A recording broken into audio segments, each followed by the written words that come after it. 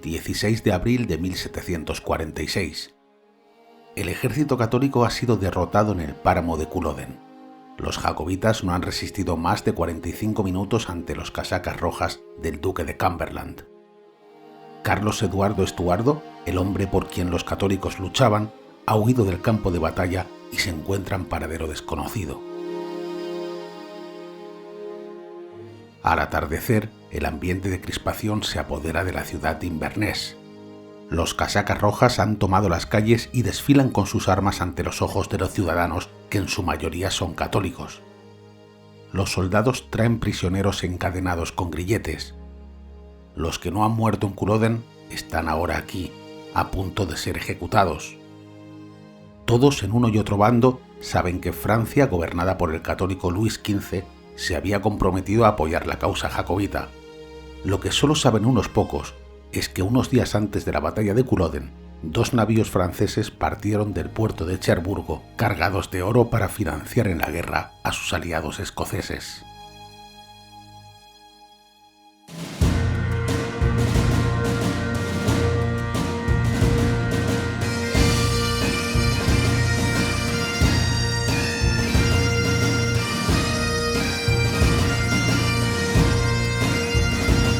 Bienvenidos, bienvenidas a este episodio 112 de Escocia sin Límites, vuestro podcast si queréis conocer, venir o volver a estas tierras, porque Escocia es así, Escocia te atrapa.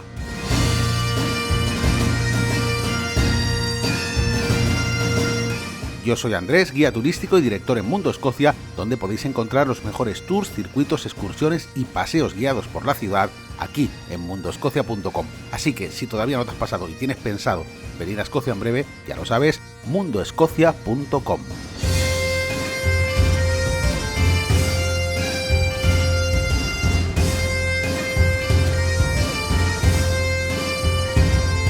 Y hoy tenemos un episodio muy interesante porque hay un misterio, o quizá una leyenda, que todavía hoy en el siglo XXI da mucho de qué hablar. Porque sí, a todos nos gustan las novelas y las películas sobre búsquedas de tesoros enterrados, bueno, esto ya sabéis cómo va. Y es que a veces la realidad supera la ficción, o al menos está a la misma altura. ¿Quién sabe si Robert Louis Stevenson se inspiró en los libros de historia de aquella época para escribir La Isla del Tesoro, del mismo modo que se inspiró en William Brodie para crear al Dr. Jekyll y a Mr. Hyde? Pero todo a su debido tiempo. Vamos por orden. En el episodio 59 de Escocia sin Límites ya os hablé en detalle de la batalla de Culloden. Ahí os conté cómo se llegó a esta situación y cómo terminó todo. Jorge II de Inglaterra aniquiló en Culloden las pocas esperanzas de los católicos de que Bonnie Prince Charlie se hiciese con el trono no solamente de Inglaterra, sino también de Escocia e Irlanda. Tened en cuenta que Culloden fue en 1746 y el Acta de la Unión que unifica el Reino Unido se firmó en 1707. El joven pretendiente, como se le conocía en Europa, antes del alzamiento de 1745 que terminó en Culloden, estuvo viajando a países católicos en busca de ayuda. En el pasado, España le había fallado a su padre prometiendo un envío masivo de tropas para ayudarle a recuperar el trono inglés. Al final, Felipe V solamente envió a los 300 soldados del batallón Galicia en el alzamiento de 1719. Todo esto lo puedes escuchar también con más detalle en el episodio 39 del podcast El castillo de Eilean-Donan. En definitiva, Bonnie Prince Charlie se centró en intentar convencer a los franceses de que apoyar su causa era beneficioso para todos. El recién formado Reino Unido y Francia estaban, para variar, en guerra, y a los franceses les interesaba que Jorge II tuviera problemas en el norte de Gran Bretaña. Las circunstancias eran ideales para que Luis XV invirtiese recursos en la causa jacobita y en devolver el trono de Reino Unido a un católico, aunque este fuese alguien como Bonnie Prince Charlie, que realmente era alguien muy pusilánime que no le caía bien a nadie. Aquí también me gustaría puntualizar algo. Escocia y Francia siempre se han llevado bien, y siempre han sido amigos, entre comillas. Ambos países firmaron la primera alianza, y además la más antigua entre naciones, el 23 de octubre de 1295 en París, la llamada Old Alliance en escocés. En este tratado ambos territorios se comprometían en ayudar al otro en tiempos de guerra. Es cierto que después de la muerte de María de Guisa, la madre de María Estuardo, en 1560 se firma el Tratado de Edimburgo en plena reforma protestante, y esto anula la Old Alliance, dando paso a un nuevo acuerdo entre Inglaterra y Escocia, Pero esto ocurre porque Escocia está dividida entre los católicos del norte y los protestantes que viven al sur, donde realmente se toman las decisiones. Es quizá por eso por lo que Bonnie Prince Charlie, casi 2 siglos después, pudo apelar a este viejo acuerdo entre la Francia y la Escocia católicas para acabar de convencer a Luis XV. Sea como fuese, el pretendiente Estuardo partió hacia Escocia en 1745 con la promesa de que Francia apoyaría la revuelta. Para los que habéis visto la serie Outlander, esto aparece muy bien representado en la primera parte de la segunda temporada.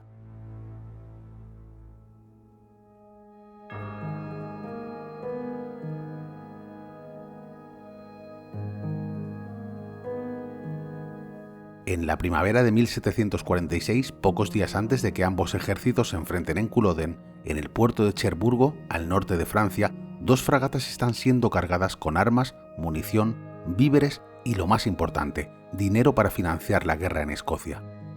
Los envíos de armas y víveres eran regulares desde los puertos franceses, pero esta vez era distinto. A Felipe V de España también le interesaba un Reino Unido católico y decidió hacer un esfuerzo junto a Luis XV para enviar también dinero. La prometida ayuda a Bonnie Prince Charlie iba a llegar por fin a bordo de la Mars y de la Bellona.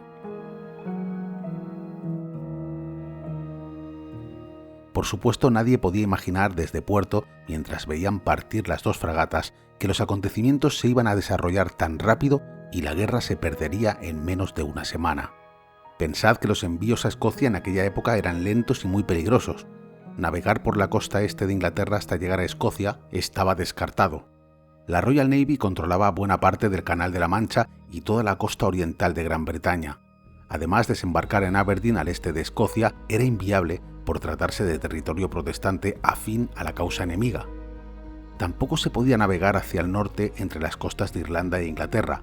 Esto era territorio enemigo y las posibilidades de fracaso eran prácticamente del 100%. Los bloqueos marítimos, los ataques y los saqueos eran habituales. Las rutas marítimas de envíos de suministros se limitaban únicamente a bordear Irlanda por el oeste, alejándose lo máximo posible de la costa. Esto seguía sin ser del todo seguro, pero aumentaba mucho las posibilidades de éxito.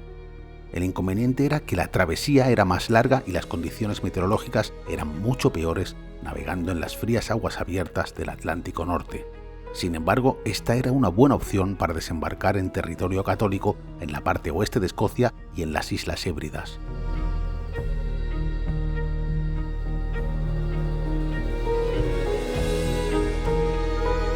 La Mars y la Bellona consiguen llegar a la playa de Borrowdale, cerca de Arisett y muy cerca de Fort William, a principios de mayo de 1746. Hace poco más de 2 semanas que el ejército jacobita cayó en Culloden y Bonnie Prince Charlie se encuentra en paradero desconocido. Huyó de la batalla para salvar el pellejo y se sabe que más tarde pasaría a la isla de Skye ayudado por Flora MacDonald. Para burlar los controles del ejército de los casacas rojas, disfrazó al pretendiente Estuardo de doncella y así pudo pasar desapercibido como una de sus sirvientas. Luego, gracias a esto, pudo salvar la vida y volver a Francia, después de que clanes enteros dieran la vida por su causa.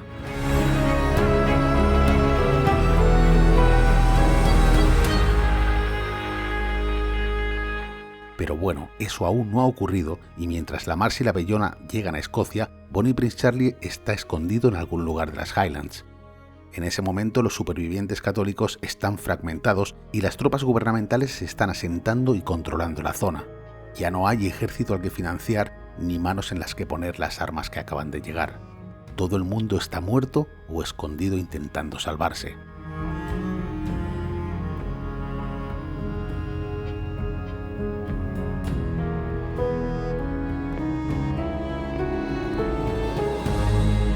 Lo último que se descargó aquella tarde en la playa de Borrowdale fueron 7 cofres repletos de monedas, 35.000 luises de oro. Monedas nuevas recién acuñadas con el perfil del monarca francés.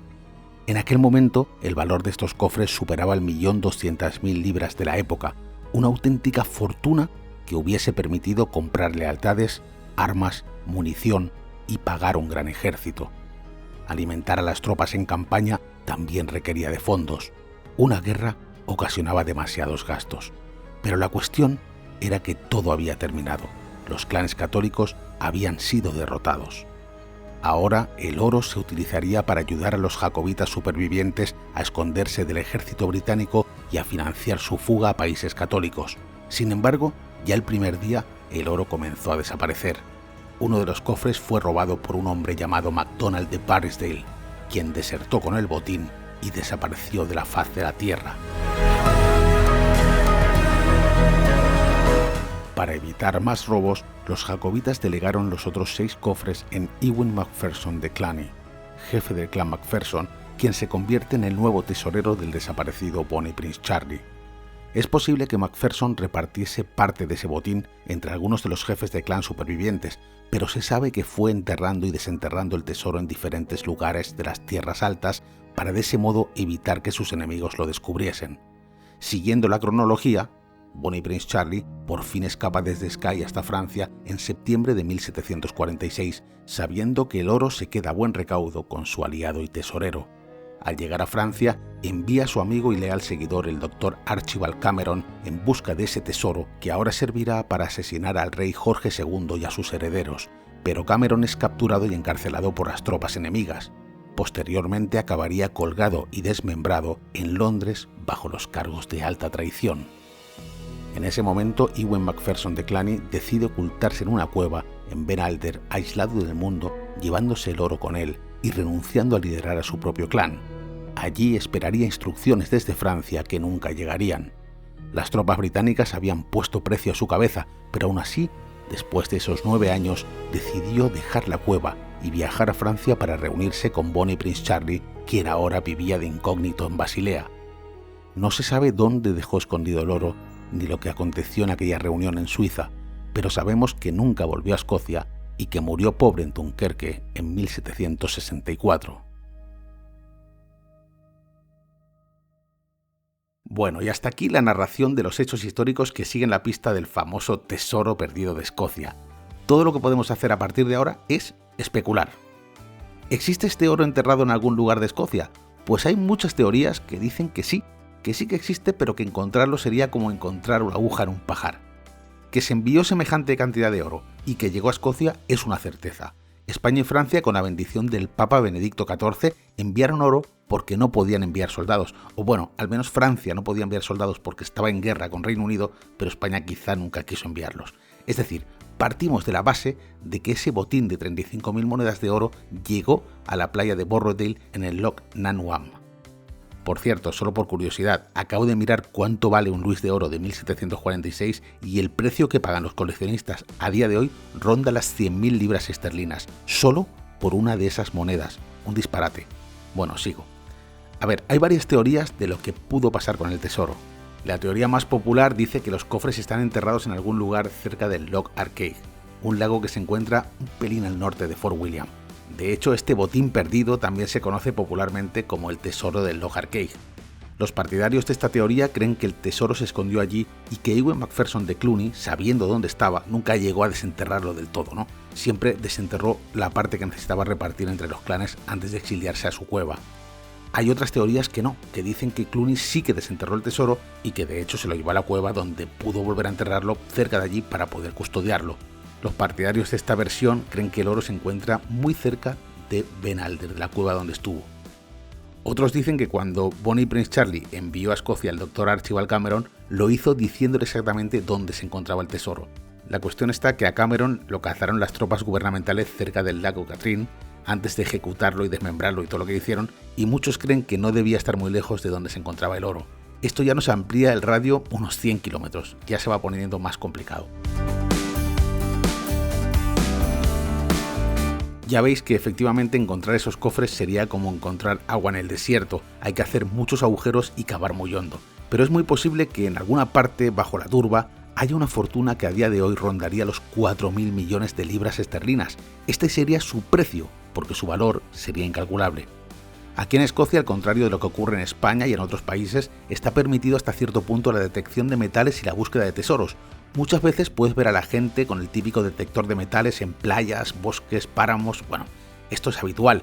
La legislación permite la búsqueda de tesoros siempre que sean entregados a las autoridades a cambio de una suculenta compensación económica. ¿Con ello qué se consigue? Pues bueno, se consigue que no haya tráfico ilegal de objetos arqueológicos, ya que sale mucho más rentable entregarlos al gobierno que venderlos por ahí en el mercado negro, arriesgándote a una condena de AUPA. O sea, que si alguien encuentra este pepino de tesoro del que os hablo hoy, fácilmente le pueden caer al saco 100 o 150 millones de libras en su cuenta bancaria. No está mal, ¿eh? Bueno, yo quería saber qué harías tú si paseando por las Highlands de repente le das una patada a una piedra y te aparece el pepino. Aparece ahí el tesoro perdido de los jacobitas. Déjame en comentarios lo que harías, porque desde luego yo lo tendría claro. Y espero que tú también. Espero que tú te apuntases a un circuito en mundoscocia.com, aunque para eso no necesitas encontrar un tesoro.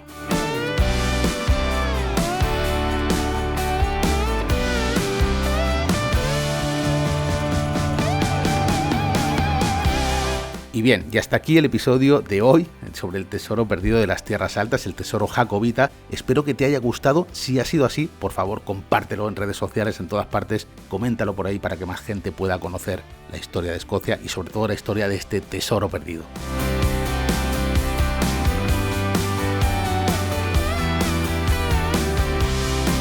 También te agradecería tus 5 estrellas en iVoox, en Spotify o en la plataforma desde la cual escuches el episodio. Y te doy las gracias por estar ahí, por seguir reservando en mundoscocia.com y nos escuchamos en el próximo episodio aquí, en Escocia sin Límites.